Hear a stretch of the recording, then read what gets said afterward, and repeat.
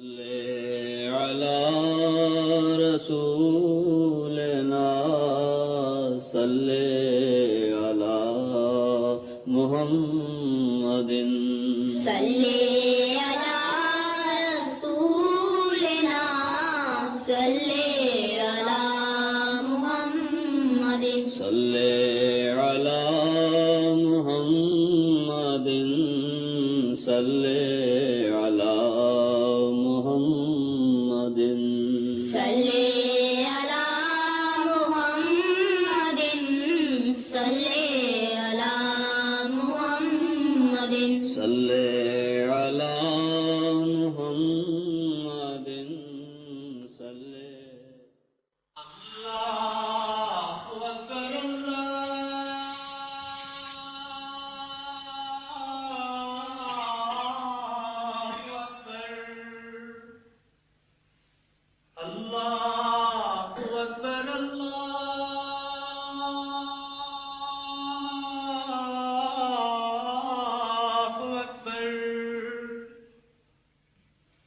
أشهد أن لا إله إلا الله أشهد أن لا إله إلا الله أشهد أن محمدًا رسول الله أشهد أن محمدًا رسول الله حي على الصلاة حي على الصلاة حي على الفلاح حي على الفلاح الله أكبر الله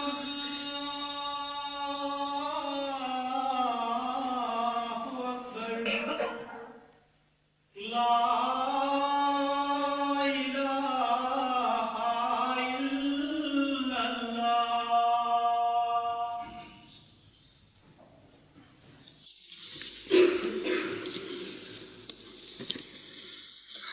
أشهد أن لا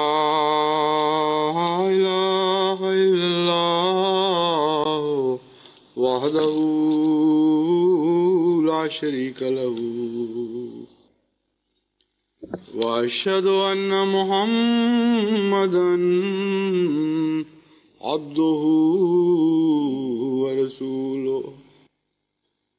أما بعد فأعوذ بالله من الشيطان الرجيم بسم الله الرحمن الرحيم الحمد لله رب العالمين الرحمن الرحيم مالك يوم الدين إياك نعبد وإياك نستعين اهدنا الصراط المستقيم صراط الذين أنعمت عليهم غير المغضوب عليهم ولا الضالين ومن حيث خرجت فول وجهك شطر المسجد الحرام وحيث ما كنتم فولوا وجوهكم شطره لئلا يكون للناس عليكم حجة لئلا يكون للناس عليكم حجة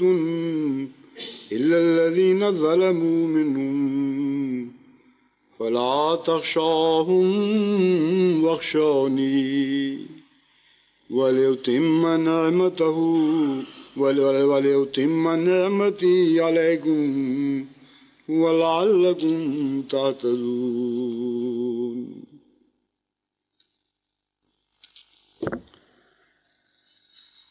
پاکستان میں گزشتہ چند سالوں سے ایک عالمی سازش کے مطابق وہابیت کو سارے ملک پر مسلط کرنے کی جو سازش جاری کی گئی تھی، بظاہر ماشاء اللہ کے ختم ہونے کے باوجود وہ سازش اسی طرح بروئے کار ہے، اور اس کے بد ارادوں میں بھی کوئی فرق نہیں، اس کے طریقہ کار میں بھی کوئی فرق نہیں، اور اس کی شدت میں بھی کوئی فرق نہیں۔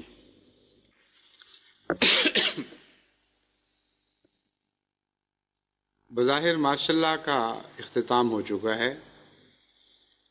لیکن امر واقعہ یہ ہے کہ محض نام تبدیل ہوا ہے۔ فرق ہے تو صرف اتنا کہ پہلے فوجی سربراہ ملک کا صدر تھا، اب ملک کا صدر فوجی سربراہ ہے۔ اس طرف سے پڑھ لیں اس کو یا اس طرف سے پڑھ لیں، عملاً بات وہی رہتی ہے، اور وہ وجود جن میں فوجی استبداد کا تصور اپنی تمام خامیوں کے ساتھ تجسم اختیار کر چکا تھا، وہ وجود وہی ہیں، وہ مہرے وہی ہیں، وہ مہرے چلنے والے ہاتھ وہی ہیں، اور ان کے پیچھے جو عالمی سازش پیدا کرنے والے دماغ ہیں، تیار کرنے والے دماغ ہیں، وہ وہی دماغ ہیں جو اسی طرح کام کر رہے ہیں۔ اس سازش کا جو مرکزی نقطہ تھا اور ہے وہ یہی ہے کہ وہابی فرقہ کے علماء کو جماعت احمدیہ پر ہر طرح سے مظالم توڑنے پر مقرر اور مسلط کر دیا جائے، اور ان کے لیے کوئی بھی آخری حد نہ ہو، نہ انسانی اخلاق کے لحاظ سے، نہ مذہبی تقاضوں کے اعتبار سے۔ ان کے مطالبوں میں، ان کے عمل میں، ان کی مخالفت کی نوعیت میں کسی قسم کی کوئی حدیں باقی نہ رہیں، اور اس زور اور شدت کے ساتھ وہ یہ آواز بلند کریں کہ سارے ملک کی توجہ ان وہابی علماء کی طرف مبذول رہے، اور دیگر علماء کو جرأت نہ ہو کہ ان کے غلط کام کو غلط کہہ سکیں، اور سیاستدان ان سے اس قدر مروب ہو جائیں کہ وہ یہ آواز بلند کرنے کی طاقت نہ پائیں کہ یہاں تم مذہب کو چھوڑ کر مذہب کے مخالفانہ طرز عمل اختیار کر چکے ہو، اس لیے اس حد سے آگے تمہیں نہیں بڑھنے دیا جائے گا۔ اتنا زیادہ بار بار ہٹلر کے جھوٹے پروپیگنڈے کے فلسفے کے مطابق اتنا بار بار جھوٹ بولا جائے، اور اس شدت کے ساتھ احمدیت کے خلاف منافرت کی آواز بلند کی جائے کہ ساری ملکی سیاست مروب ہو کر ان کے تابع ہو جائے، تمام دیگر فرقے جو ویسے سخت نفرت کی نگاہ سے اس فرقے کو دیکھتے ہیں، وہ بھی اس خوف سے کہ ہمیں احمدیت کا نمائندہ یا احمدیت کا لیڈر نہ سمجھا جائے، وہ بھی خاموش ہو جائیں، اور کوئی ملک سے ایسی آواز نہ اٹھ سکے جو در حقیقت ان علماء کے طرز عمل کے خلاف آواز ہو۔ اور مرکزی نقطہ اس کا یہی رہے کہ دن بدن یہ علماء زیادہ طاقت اختیار کرتے چلے جائیں، اور ایسی پالیسی کے تابع، ایسے طرز عمل کے تابع کہ ملک میں کسی کے لیے مخالفت کی گنجائش ہی باقی نہ چھوڑی جائے۔ چنانچہ یہ طرز عمل جہاں تک مارشل لا کی سرپرستی کا تعلق ہے، مارشل لا کی سرپرستی میں بھی جاری رہی اور اب بدلی ہوئی مارشل لا کی شکل میں بھی، جبکہ صدر فوج کا نمائندہ ہے، اب بھی اسی طرح جاری ہے، بلکہ اپنی بھیانک خد و خال کے اعتبار سے اور زیادہ نحوست اختیار کرتی جا رہی ہے اور زیادہ بے نقاب ہوتی چلی جا رہی ہے۔ بے نقاب سے بہتر لفظ بے حجاب ہے اس موقع پر جو چسپاں ہوتا ہے، تو اور زیادہ یہ بے حجاب ہوتی چلی جا رہی ہے، حیا کے سارے تقاضے توڑ ڈالے ہیں، مذہبی اقدار کا کوئی حصہ بھی، کوئی جز بھی باقی نہیں چھوڑا۔ ابھی چند دن ہوئے مذہبی امور کے وزیر جناب حاجی ترین صاحب کا ایک بہت ہی دلچسپ بیان شائع ہوا۔ اس میں احمدیوں کو بظاہر بڑے مہذب انداز میں ایک مشورہ دیا گیا ہے، اور اس کے پیچھے لپٹی ہوئی دھمکیاں ہیں جو ہر معقول انسان کو دکھائی دے دیتی ہیں، کیونکہ وہ مہذب زبان کے جو ملمہ کاری ہے وہ اتنی معمولی اور اتنی سطحی ہے کہ اس کے پرے اصل ارادوں کو بھانپ لینا کوئی مشکل کام نہیں ہے۔ وہ یہ کہتے ہیں، اور ان کا استدلال سنیے، کہ ہم اپنے احمدی ہم وطنوں کو مشورہ دیتے ہیں کہ جب ساری قوم نے اسمبلی کے فیصلے کے ذریعے آپ کو غیر مسلم قرار دے دیا ہے تو اسے قبول کرنے میں کیا حرج ہے؟ اور اس کے خلاف ضد کرنا یہ تو ایک باغیانہ طریق ہے قوم کے خلاف۔ جب قوم آپ کو غیر مسلم قرار دے چکی ہے تو آپ اس کو قبول کر لیں، اس میں کیا حرج ہے؟ اور قبول کرنے کے نتیجے میں ہم اور کچھ نہیں کہتے، صرف یہ کہتے ہیں کہ اسلام کے تمام شعائر سے اپنا تعلق کاٹ لیں، اپنے مساجد کا رخ بدل لیں، قبلہ اور کر لیں، کلمے سے کوئی تعلق ظاہر نہ کریں اپنا، اور کوئی تعلق نہ رکھیں، بس اتنی سی بات ہے۔ اور معقول وجہ یہ ہے کہ ایک سیاسی اکثریت نے آپ کے خلاف یہ فیصلہ دے دیا ہے کہ آپ غیر مسلم ہیں، تو جب آپ غیر مسلم ہو گئے تو پھر اسلام کے جتنے بھی بنیادی عقائد ہیں ان سے آپ کا تعلق خود بخود ٹوٹ گیا۔ جتنے بھی اسلام کے شاعر ہیں ان سے آپ خود بخود منقطع ہو گئے، تو اتنی سی معمولی عقل کی بات بھی آپ کو سمجھ میں نہیں آ رہی۔ یہ ہے ان کا مشورہ جو بڑی بڑی شہ سرخیوں کے ساتھ پاکستان کے اخباروں میں شائع ہوا ہے۔ ورنہ پھر آگے ورنہ ہے کہ جو ہم تم سے کر رہے ہیں وہ کرتے چلے جائیں گے۔ اس مشورے کے نتیجے میں اور باتیں جو قابل غور ہیں وہ تو ہیں ہی، لیکن خود مشورہ دینے والے نے اپنے اسلام کو بے نقاب کر دیا، اپنے اسلام کے تصور کا کچھ بھی باقی نہیں رہنے دیا عملاً۔ اس کے بہت سے پہلو ہیں۔ ایک تو تاریخی پس منظر ہے۔ حضرت اقدس محمد مصطفیٰ صلی اللہ علیہ وآلہ وسلم کے زمانے میں ندوہ میں اہل عرب کے چوٹی کے سرداروں کا ایک اجتماع ہوا۔ قریش سردار سارے جمع ہوئے اور بھاری اکثریت سے، جس کے مقابل پر آن حضرت صلی اللہ علیہ وآلہ وسلم کے ساتھ گنتی کے چند غلام باقی تھے۔ حضرت علی کرم اللہ وجہہ، حضرت ابو بکر صدیق رضی اللہ تعالیٰ عنہ،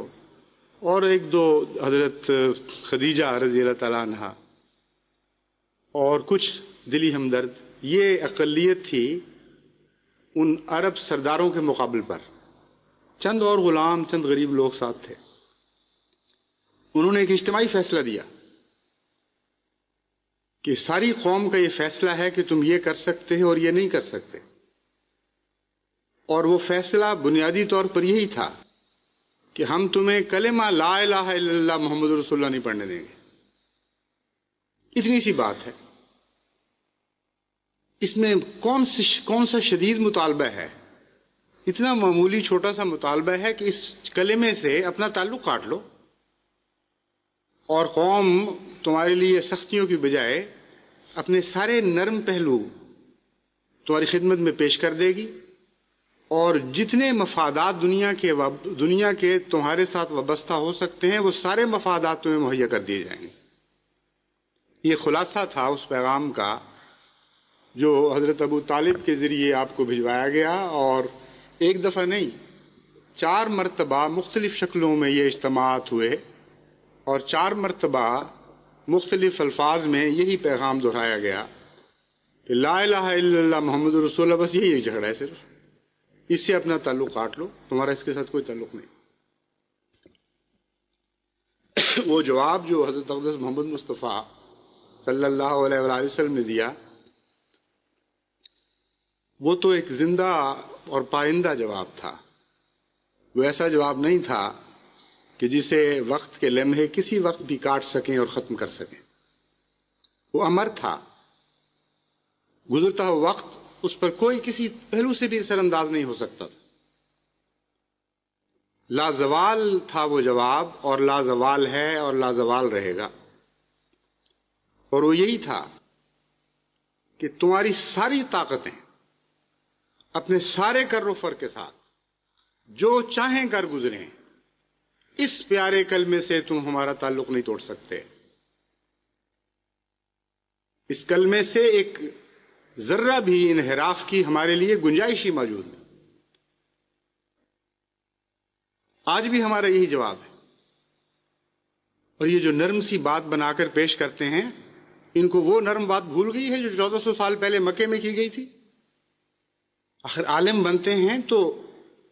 یہ کیسے انکار کر سکتے ہیں کہ تاریخ اسلام میں یہ واقعہ پہلے گزر چکا ہے۔ جہاں تک دوسرے انکشاف کا تعلق ہے، ان کی اس بات سے جو ہم پر انکشاف ہوا وہ یہ ہے کہ ان کا اپنا دین کا تصور ہی جمہوریت ہے۔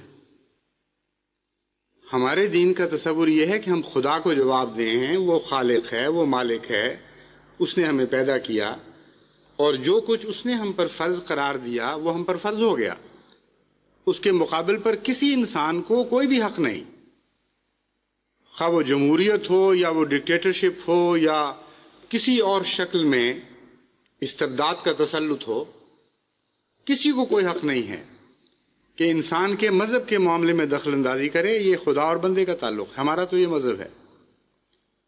انہوں نے جب یہ مسلمہ پیش کیا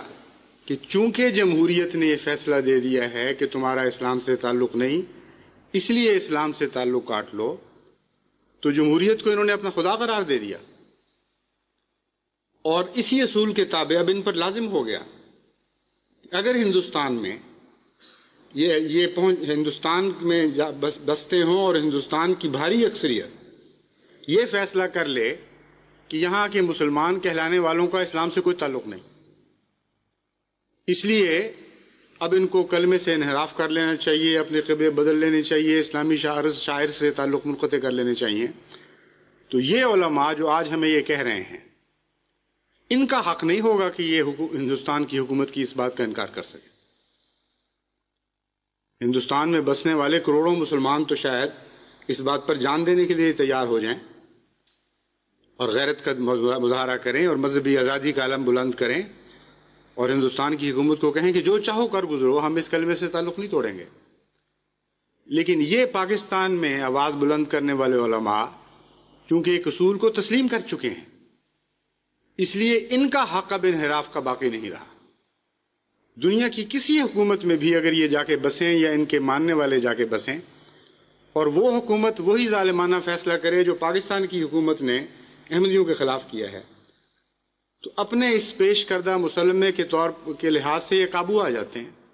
ان کے لیے انحراف کی گنجائش نہیں رہتی۔ ان کو حکومت جواب دے سکتی ہے کہ تمہارے پاس انکار کی کیا گنجائش ہے، تم خود احمدیوں کو یہ بات کہہ چکے ہو کہ چونکہ ایک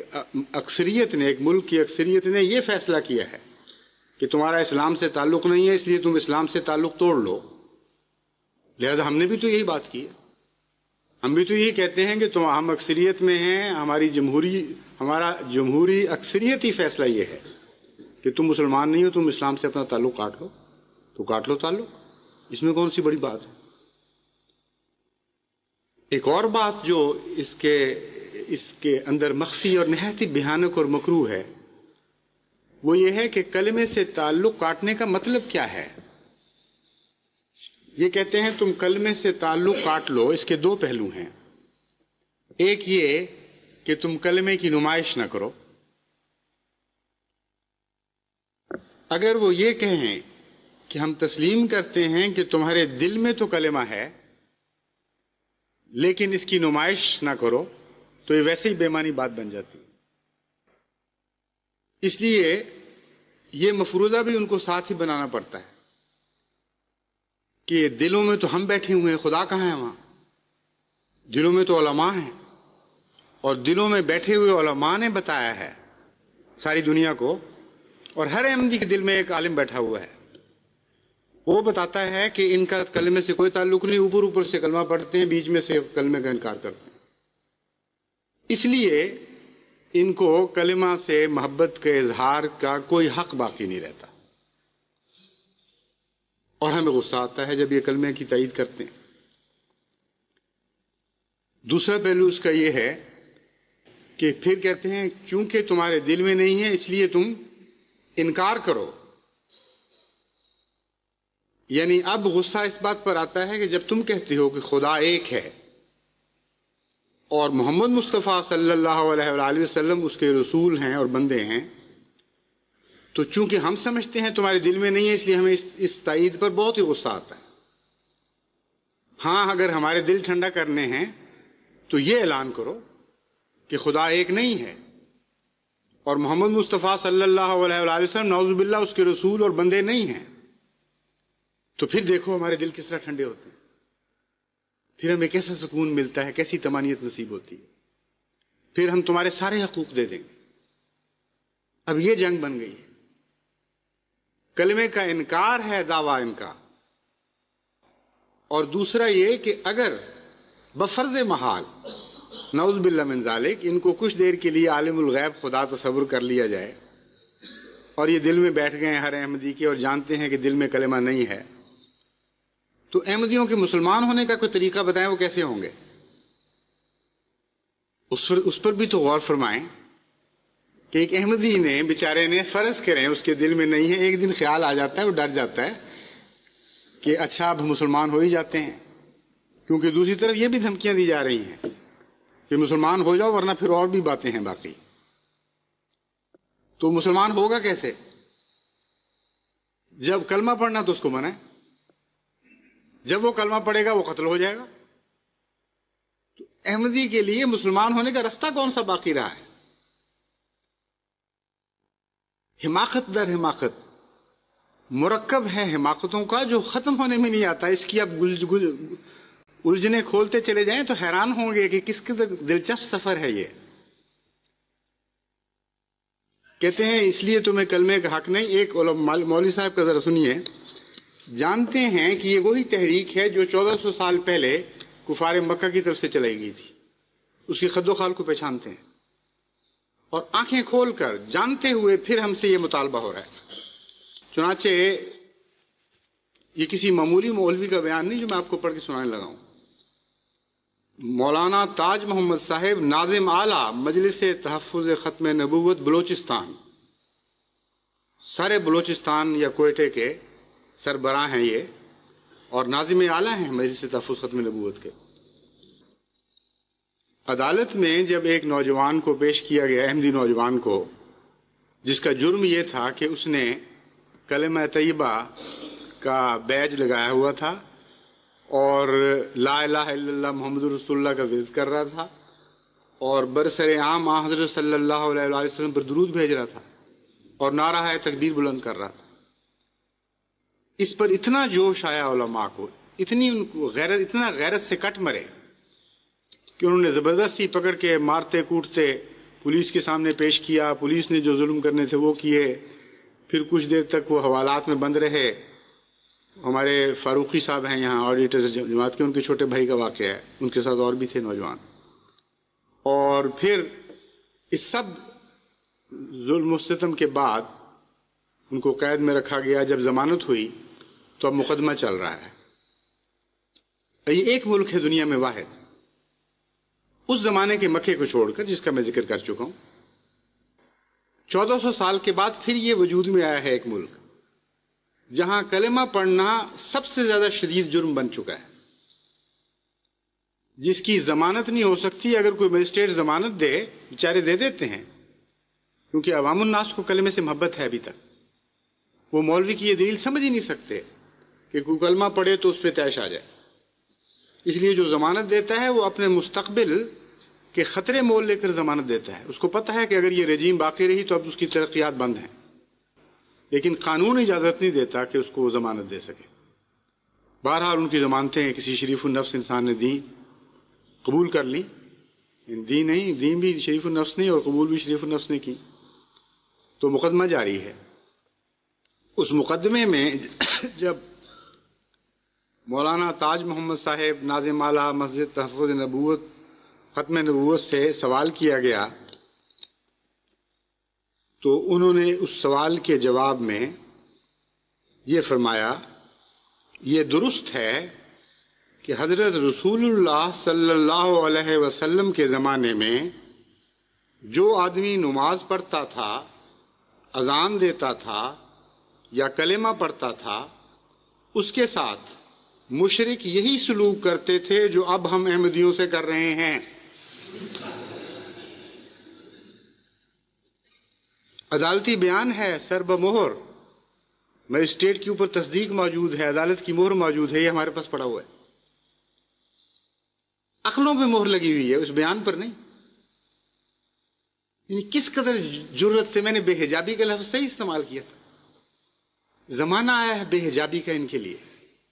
اس قدر بے حجابی سے یہ تسلیم کر رہے ہیں کہ وہ مشرک جو کچھ بھی حضرت اقدس محمد مصطفیٰ صلی اللہ علیہ وآلہ وسلم اور آپ کے غلاموں سے سلوک کیا کرتے تھے، ان جرائم کی پاداش میں جرائم بھی گنائے ہیں، نماز پڑھنا، اذان دینا، کلمہ پڑھنا، اتنے بڑے بڑے بھیانک جرم کیا کرتے تھے وہ لوگ۔ تو مشرکوں نے ہمیں طریقے سکھا دیے ہیں کہ ان سے کس طرح نپٹا جاتا ہے، اور ہم انہی مشرکوں کے نقش قدم پر انہی سے وہ طریقے سیکھ کر احمدیوں سے یہ سلوک کر رہے ہیں۔ پھر کہتے ہیں کہ اپنی مسجدوں کو رخ بدل دو، یہ اسلامی شاعر کے خلاف ہے۔ جب ہم نے کہہ دیا ہے کہ اسلام کے سے تمہارا تعلق نہیں تو تمہاری مسجدوں کے رخ بدل جانے چاہیے، قبلے بدل جانے چاہیے۔ در حقیقت پہلا دعویٰ بھی خدائی ہی کا دعویٰ ہے، عالم الغیب ہونے کا دعویٰ بھی ہے، اور یہ دعویٰ بھی ہے کہ ہم تمہارا مذہب معین کریں گے اور جو مذہب ہم قرار دیں اس پر تمہیں چلنا لازم ہوگا۔ اور ہمارے مذہب کا ان کے نزدیک اب خلاصہ یہ ہے کہ حضرت جل شانہ حضرت احدیت کا انکار کیا جائے اور توحید کا انکار کر دیا جائے، اور حضرت اقدس محمد مصطفیٰ صلی اللہ علیہ وآلہ وسلم کی رسالت اور ابدیت کا انکار کر دیا جائے۔ یہ مذہب ان کے دماغوں نے تجویز کیا ہے جماعت احمدیہ کے لیے۔ اب مذہب تو خدا بنایا کرتا ہے اور ہم تمہارے جیسے خداؤں کا انکار کرتے ہیں، اور لاکھ مرتبہ نہیں، کروڑ مرتبہ ہر احمدی اپنے عمل کے ہر لمحے اس کے ہر جز کے ساتھ تمہاری خدائی کا انکار کر رہا ہے۔ اس لیے جو چاہو کرو، مشرکوں سے سبق سیکھو یا ان سے آگے بڑھ جاؤ، لیکن احمدیت تمہیں خدا قبول کرنے کے لیے کسی قیمت پر کسی لمحہ بھی تیار نہیں ہوگی۔ تمہیں غیر اللہ کی عبادت کے شوق ہیں یا عادتیں پڑ چکی ہیں تو بے شک کرتے رہو، ہمارا یہ اصول نہیں کہ غیر کے مذاہب میں دخل دیں،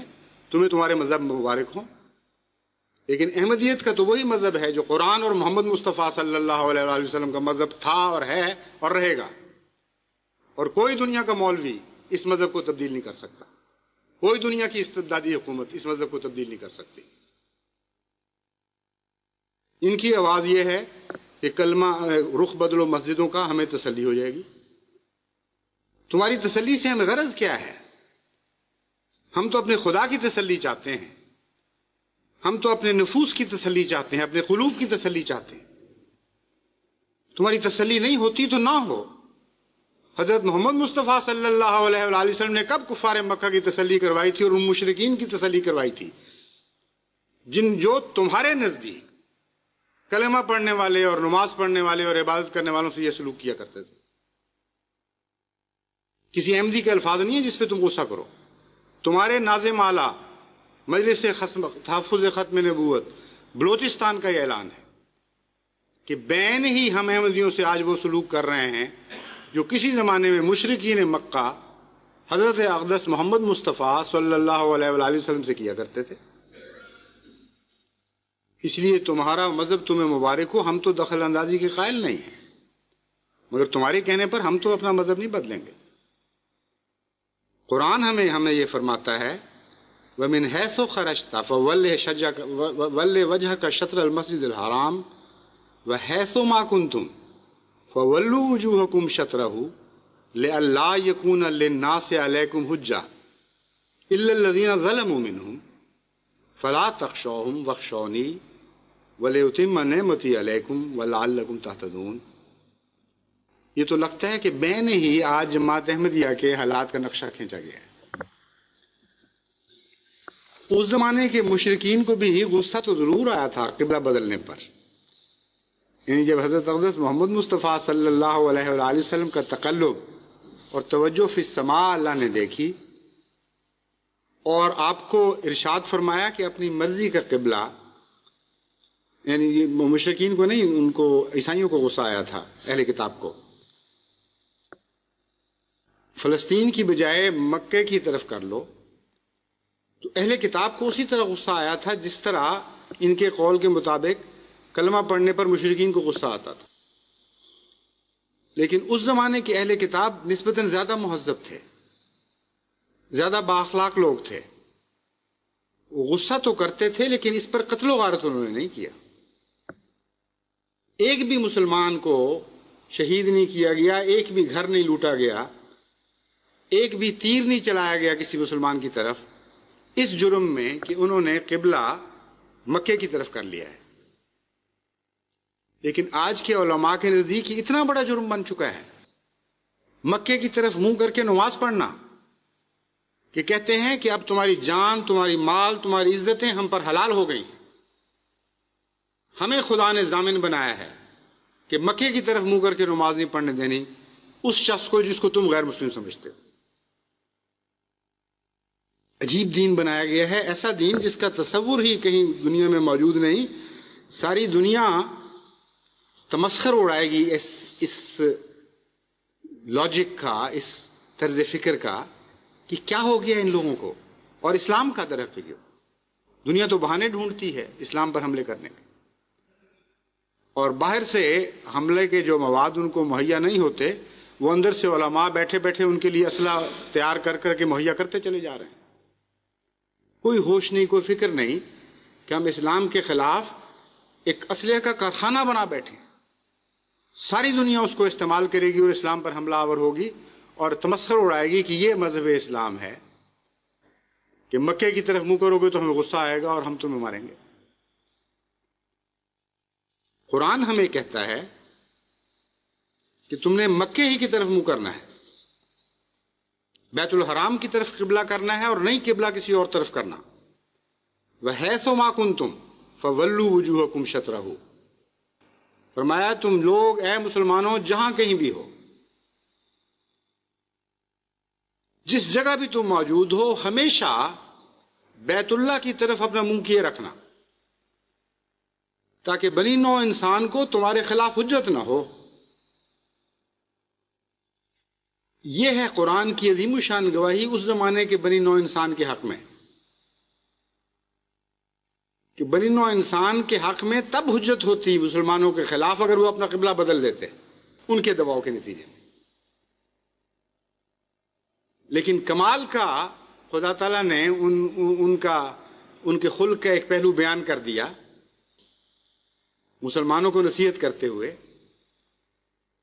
کہ وہ اگرچہ دباؤ ڈال رہے ہیں تم پر کہ اس قبلے کو بدل لو، لیکن اگر تم نے بدلا قبلہ تو تب حجت ہوگی بنی نوع انسان کو تمہارے خلاف. اس لیے تم نے ہرگز اس قبلے کو تبدیل نہیں کرنا، اور اگر قبلہ تبدیل نہیں کرو گے تو ان کو تمہارے خلاف کوئی حجت نہیں رہے گی.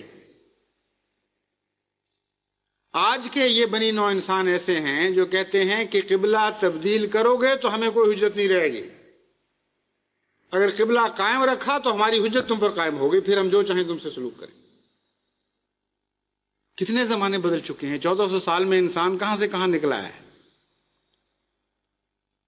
بنی نوع انسان کی وہ تعریف ان لوگوں پر تو صادق نہیں آ رہی جو قرآن نے پیش کی تھی۔ قرآن تو فرماتا ہے کہ اگر تم نے قبلہ بدل لیا تو ان پر حجت ہو جائے گی، اور جائز حجت ہوگی، ان کی حجت تم پر ہو جائے گی یعنی۔ اور یہ کہتے ہیں کہ نہیں، قبلہ بدلو گے تو کوئی حجت نہیں ہوگی، قبلہ نہیں تبدیل کرو گے تو ہماری حجت تم پر قائم۔ صاف لگ رہا ہے کہ اس آیت میں پیشگوئی کا انداز ہے، اور آئندہ زمانے میں اسلام کو جو ابتلا آنے والے تھے ان کا ذکر مل رہا ہے اس میں۔ چنانچہ ساتھ ہی فرمایا الا الذین ظلموا منہم،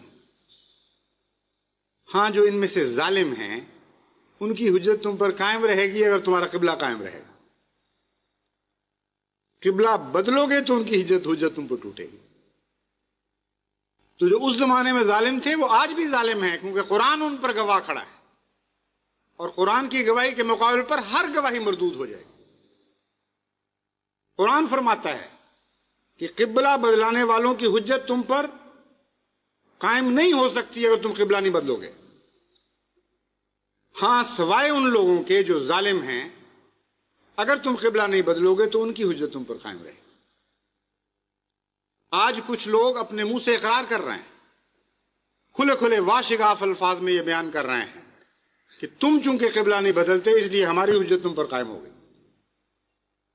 الا الذین ظلموا کی آیت ہمیشہ ان کو متہم کرتی رہے گی۔ افلا یتدبرون القرآن ام علی قلوب اقفالها، کیا یہ قرآن پر کبھی تدبر نہیں کرتے، کبھی غور نہیں کرتے،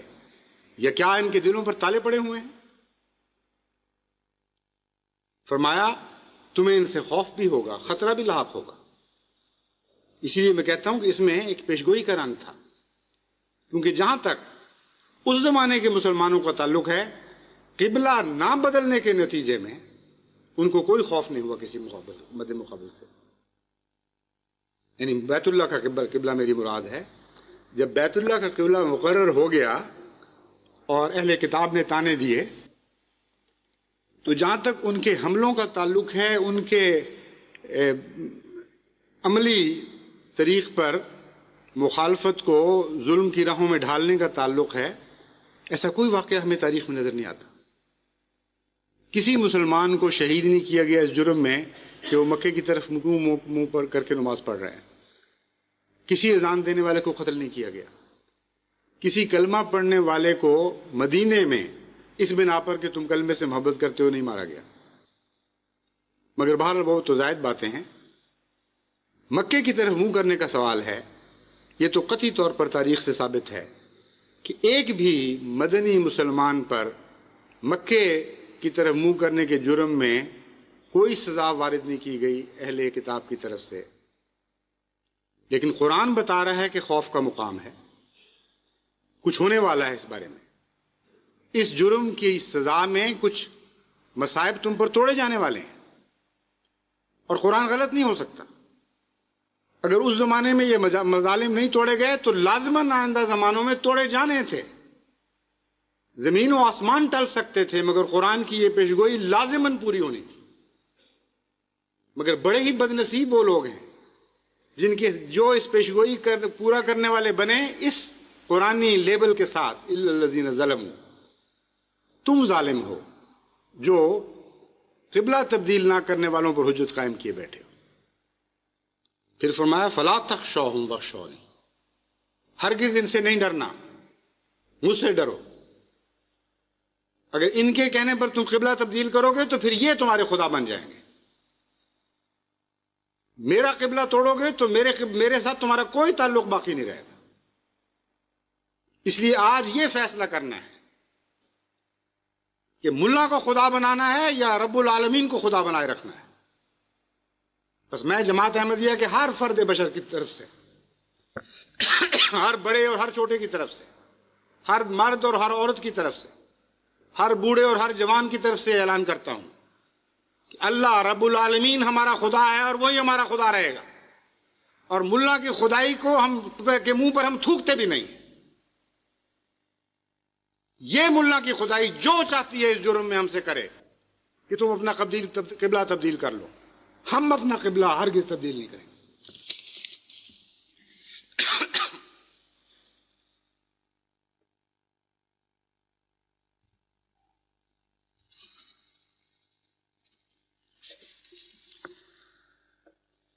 پھر یہ دلیل قائم کرتے ہیں کہ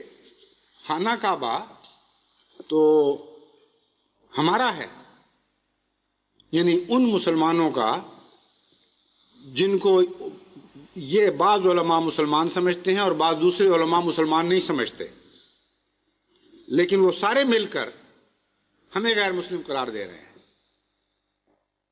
اس لیے فی الحال یہ کہتے ہیں ہمیں اندرونی اختلافات کی بحث کی ضرورت نہیں، ہم کوئی شبہ نہیں کہ وہابی بریلوی کو پکا مشرک سمجھتے ہیں، ایسا مشرک جس کے متعلق فتویٰ دے رکھا ہے ہمارے بزرگوں نے کہ اسلام سے ان کا دور کا بھی تعلق نہیں۔ لیکن ملا کو سیاست آتی ہے، ملا جانتا ہے کہ ہر وقت اندر کے معاملات نہیں کھولنے چاہیے دنیا کے سامنے، اس لیے بظاہر اس وقت یہی بات چلے گی کہ ہم سب نے مل کر احمدیوں کو غیر مسلم قرار دے رکھا ہے، اس لیے خانہ کعبہ سے غیر مسلموں کو کیا تعلق؟ یہ اللہ کا وہ گھر ہے جو صرف مسلمانوں کے لیے خاص ہے۔ قرآن کریم سے ہم جب پوچھتے ہیں کہ یہ مسئلہ ہے کیا، خانہ کعبہ آخر کس کی خاطر بنایا گیا تھا، تو قرآن کریم ہمیں آواز دیتا ہے ان اول بیت وضع للناس للذی ببکہ، کہ وہ پہلا گھر جو خدا کی عبادت کے لیے تمام بنی نوع انسان کے لیے بنایا گیا تھا وہ مکہ ہی میں تھا، اور یہی وہ گھر ہے۔ پھر قرآن کریم ہمیں ایک اور ہماری ایک اور رہنمائی فرماتا ہے جب یہ کہتا ہے ان الذین کفروا ویصدون عن سبیل اللہ والمسجد الحرام الذی جعلناہ للناس سواء العاکف فیہ والباد ومن یرد فیہ بالحاد بظلم نذقہ من عذاب الیم، کہ یقیناً وہ لوگ جنہوں نے کفر کیا ہے وَيَصُدُّونَ عَن سَبِيلِ اللَّهِ وَالْمَسْجِدِ الْحَرَامِ، وہ اللہ کی راہ سے اور مسجد حرام سے روک رہے ہیں لوگوں کو۔ مسجد حرام سے روکنا صرف یہ نہیں ہے کہ مسجد حرام تک پہنچنے نہ دیا جائے، وہ بھی یہ روک بیٹھے ہیں ہمیں۔ اب مانوی طور پر ایک حصہ رہ گیا تھا، اس سے بھی روک دیا، اور کامل طور پر اس آیت کو اپنے حق میں چسپاں کر بیٹھے۔ پہلے حج بند کر کے روکا، اور اب رخ اس طرف اختیار کرنے کے سے مناہی کر دی گئی، حکم دیا گیا کہ منہ بھی نہیں ادھر کرنا، یہ تمہارا حکم ہے۔ اور خدا کا ہمیں حکم یہ ہے کہ اسی طرف منہ کرنا ہے، کسی اور طرف نہیں کرنا۔ اور خدا کا ان روکنے والوں کے متعلق حکم یہ ہے ان الذین کفروا وَيَصُدُّونَ عَن سَبِيلِ اللَّهِ وَالْمَسْجِدِ الْحَرَامِ، وہ لوگ جو کافر ہوئے ان کے سوا یہ حرکت کر کوئی نہیں سکتا۔ انہوں نے اللہ کی راہ سے روکا اور مسجد حرام سے روکا، جس کو ہم نے جعلناہ للناس سواء، تمام بنی نوع انسان کے لیے برابر بنایا تھا، خواہ اس مسجد حرام میں رہ کے پاس بسنے والا یا اس میں بیٹھ رہنے والا ہو، یا بادیہ نشین ہو اور صحراؤں میں بستا۔ یہاں بھی دو باتیں اکٹھی بیان ہوئی ہیں، جسمانی بھی اور مانوی بھی۔ جو وہاں بیٹھے ہوئے ہیں جسمانی طور پر وہاں پہنچ گئے، ان کو بھی روکنے کا حق نہیں، اور جو دور بیٹھے ہوئے تعلق کو ظاہر کر رہے ہیں اس مسجد سے، ان کو بھی روکنے کا حق نہیں۔ دونوں کے لیے برابر ہے یہ۔ بس احمدیوں کو قرآن کی اس آیت کے ہر معنوں میں روکا جا رہا ہے مسجد حرام سے تعلق رکھنے سے، لیکن خدا فرماتا ہے وَمَن يُرِدْ فِيهِ بِإِلْحَادٍ بِظُلْمٍ، پھر وہی ظلم کا لفظ دہرایا کہ جو کوئی بھی یہ حرکت کرے گا اپنی ذہنی کجی کی بنا پر، اپنے دل کی کجی کی بنا پر اور ظلم کی راہ سے، نُذِقْهُ مِنْ عَذَابٍ أَلِيمٍ، ہم ہیں جو اس کو دردناک عذاب میں مبتلا کریں گے۔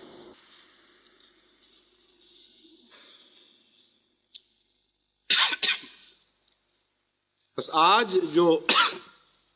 پاکستان میں وہابیت کو نافذ کرنے کی جنگ شروع کی گئی ہے یا چند سال پہلے سے شروع کی جا چکی ہے، وہ اس لحاظ سے اپنے انجام کو پہنچ رہی ہے کہ رفتہ رفتہ اللہ تعالیٰ ہمیں ایک طرف کرتا چلا جا رہا ہے اور براہ راست ان لوگوں کو ہم اپنے مد مقابل کھینچتا ہوا لا رہا ہے جنہوں نے ہمیں ایک فریق بنا کر ہم سے جنگ کا اعلان کیا تھا۔ قرآن کی آیات کھول کر اب ان کو بتا رہی ہیں کہ اب تمہارا اور احمدیوں کو جھگڑا ختم ہو چکا، اب تمہارا مجھ سے جھگڑا چلے گا، میرا قرآن تمہارے خلاف گواہ بن چکا ہے۔ وہ تمام باتیں جن سے مشرکین نے محمد مصطفیٰ کو روکا تھا، وہ تمام باتیں جو قرآن کی روح سے تمام بنی نوع انسان سے پر فرض تھیں اور کسی کو حق نہیں تھا کہ وہ ان سے روکے، تم نے منفی صورت اختیار کرتے ہوئے محمد مصطفیٰ صلی اللہ علیہ وسلم کے مخالفین کی تائید میں وہ سارے حربے استعمال کرنے شروع کر دیے جو مخالفین حق کے شدائیوں کے خلاف کیا کرتے تھے، اور تم نے ان ساری باتوں سے روکنا شروع کر دیا جن کو کرنے کا میں نے حکم دیا تھا، اور صرف ایک قوم کو، ایک مذہب کو حکم نہیں دیا تھا، تمام بنی نوع انسان کو خدا کے اس پہلے گھر کی طرف میں نے بلایا تھا۔ عالم الغیب والشہادہ قادر مطلق خدا نے بلایا تھا، جس نے پہلی مرتبہ بنی نوع انسان کی عبادت کے لیے مشترکہ طور پر وہ گھر تعمیر کروانے کا حکم دیا تھا، اور بالآخر بنی نوع انسان کے ارتقاء کو وہاں تک پہنچا کر چھوڑا۔ وہ ایک گھر جو تمام بنی نوع انسان میں آغاز میں مشترک تھا، محمد مصطفیٰ صلی اللہ علیہ وسلم کے ذریعے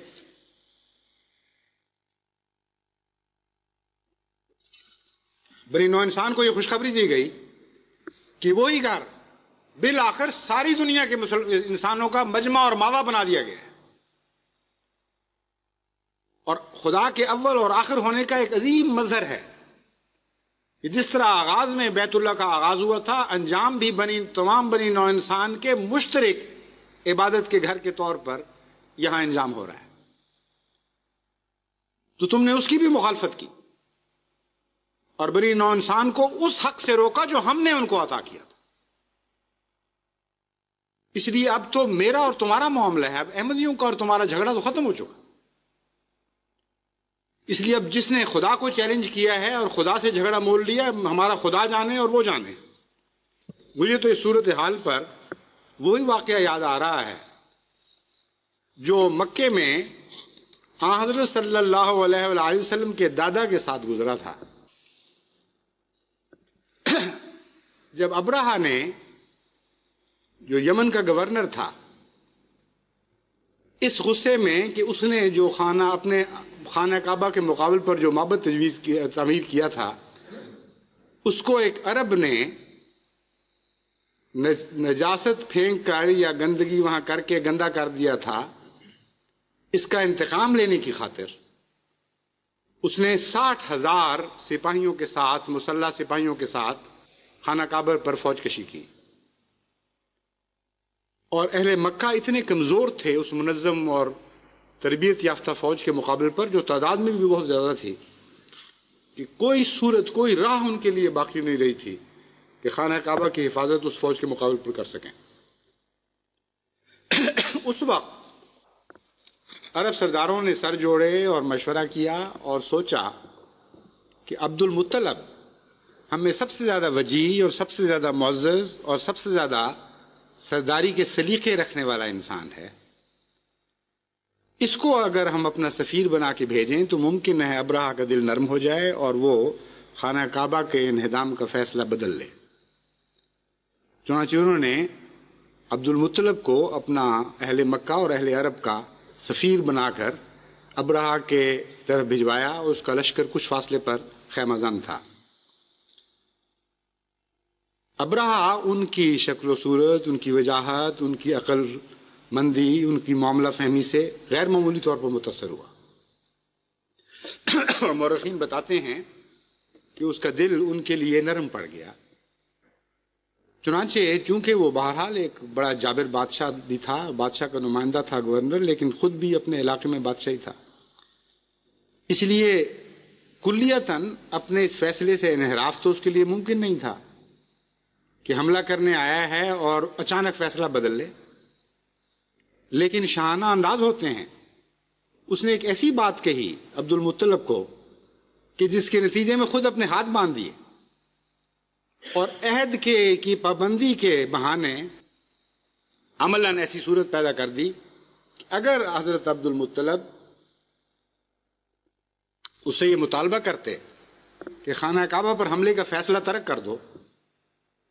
تو وہ قول دے بیٹھا تھا، اس لیے اس کو لازماً وہ فیصلہ ترک کرنا پڑنا تھا. اور جیسا کہ میں نے بیان کیا، مجھ پر تاثر ہے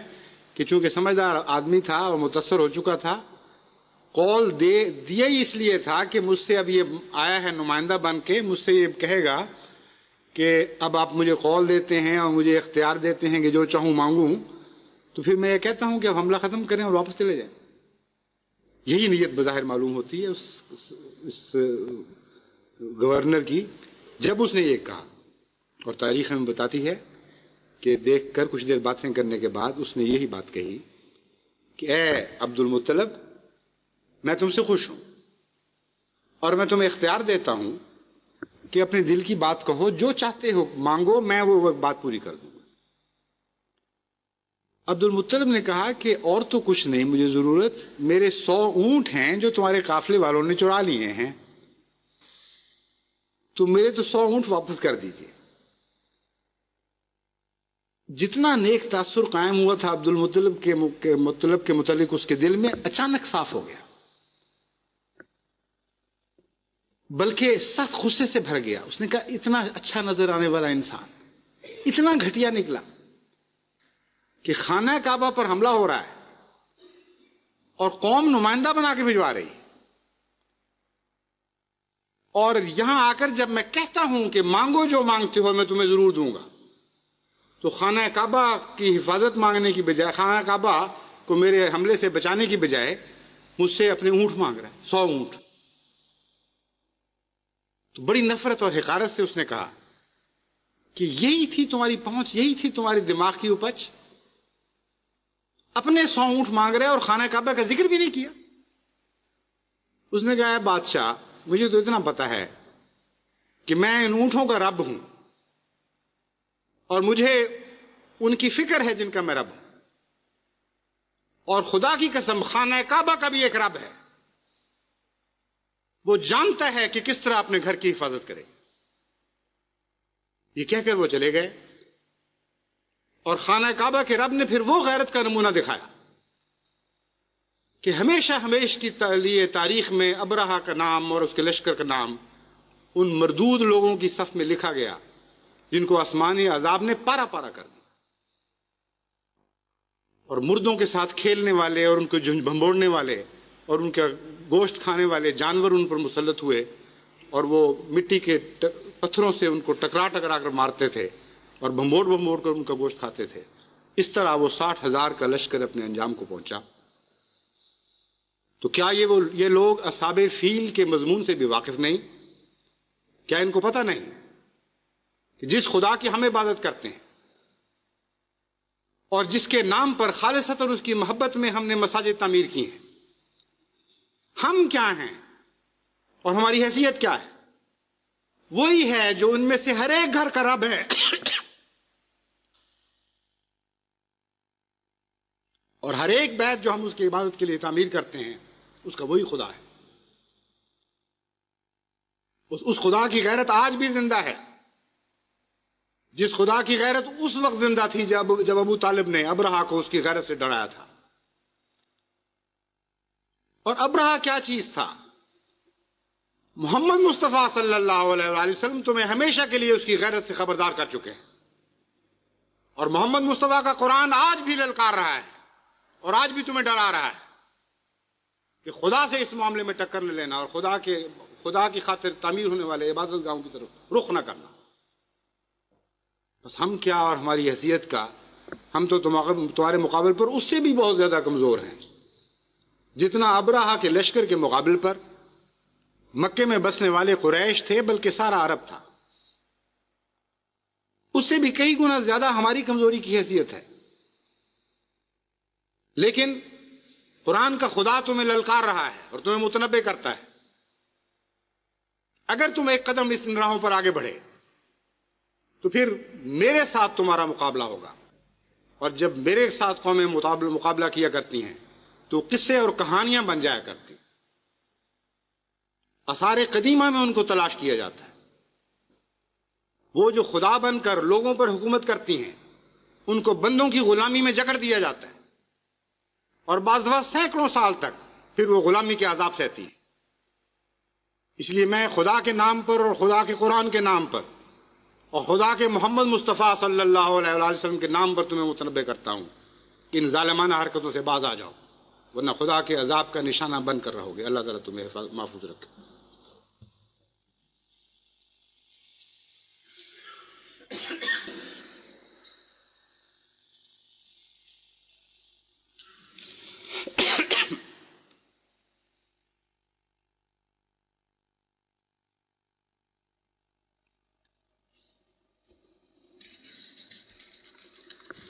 الحمد للہ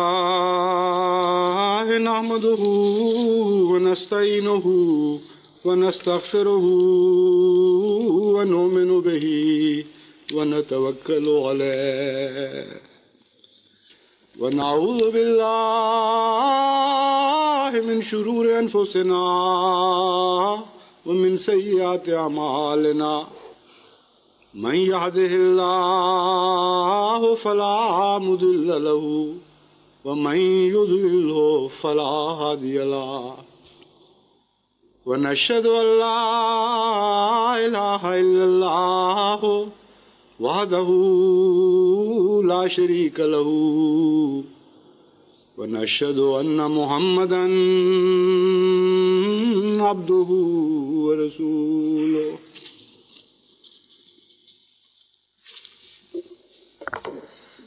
نماز جنازہ ہوگی نماز جمعہ کے مان بعد. فہرست کہاں ہے؟ یہ ہے. ایک ہمارے شعبہ شماریات تحریک جدید ربوہ کے کارکن ہیں چودھری مظفر احمد صاحب، چودھری ناصر احمد صاحب ندیم. ان کے والد مکرم چودھری مظفر احمد صاحب وفات پا گئے ہیں. انہوں نے درخواست کی ہے کہ نماز جنازہ غائب پڑھائی جائے. ایک ہمارے نہایت مخلص نوجوان راولپنڈی کے سیف الرحمان 26 سال کی عمر میں سوئمنگ پول میں روزے کے دوران نہاتے ہوئے حادثے کا شکار ہو گئے. بعض دفعہ ہوتا ہے ڈائیو کرتا ہے انسان تو پتھریلے فرش سے پہلے رک نہیں سکتا، وقت پہ وہ بدلتا نہیں اپنا رخ، تو سر ٹکرا جاتا ہے. یا ویسے کوئی ان کو تفصیل تو نہیں ملی، ہو سکتا ہے ویسے ہی غوطہ آ گیا ہو. تو بہرحال وہ روزے کی حالت میں وہ سوئمنگ پول میں شہید ہو گئے. ان کا خاندان بھی بڑے دکھ کی حالت میں ہے اور انہوں نے درخواست کی ہے.